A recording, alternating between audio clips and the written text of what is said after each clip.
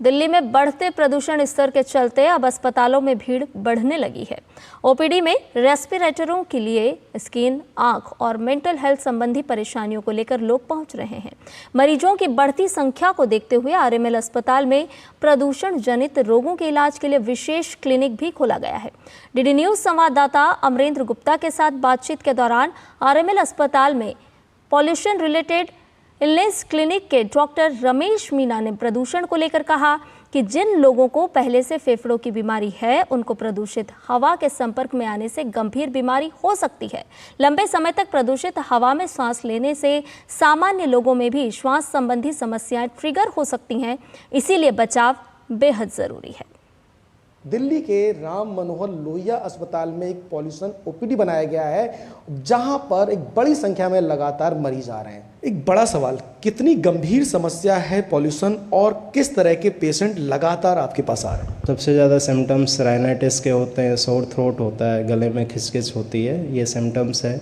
ज़्यादा सिम्टम्स आते हैं, आँखों से पानी आना, नाक से पानी बहना हो सकता है। और जिनको कि पहले से ऑलरेडी बहुत सारी बीमारियाँ होती हैं, रेस्पिरेटरी सिस्टम से COPD, अस्थमा होता है, उनमें क्या चेस्ट का कंजेशन बढ़ जाता है और ब्रीदिंग डिफ़िकल्टी की प्रॉब्लम बढ़ जाती है। बच्चा है, उसको किस तरह की दिक्कतें हो रही हैं? बच्चे जो कि स्कूल में जाते हैं वो सबसे पहले पॉल्यूशन के टच में वो आते हैं।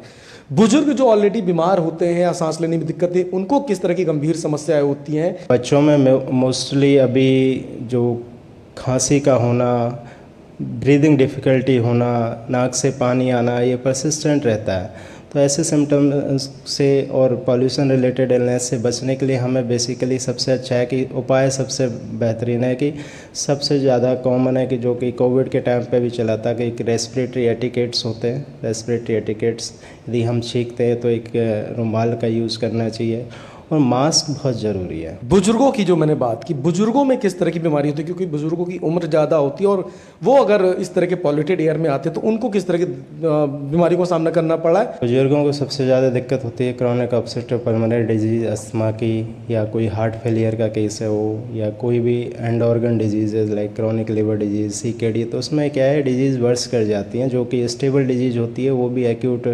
मतलब एग्जर्वेशन के साथ हॉस्पिटल में प्रेजेंट करते हैं। तो उसमें ये एडवाइस किया जाता है कि वो पॉल्यूशन से दूर रहें। मॉर्निंग आवर्स और इवनिंग आवर्स में आउटसाइड वॉक के लिए कम ही जाएं तो बेटर है। चिकित्सक होने के नाते आप हमारे दर्शकों को क्या एडवाइस देते हैं? क्या सावधानियां इस पूरे सीजन में रखनी होगी?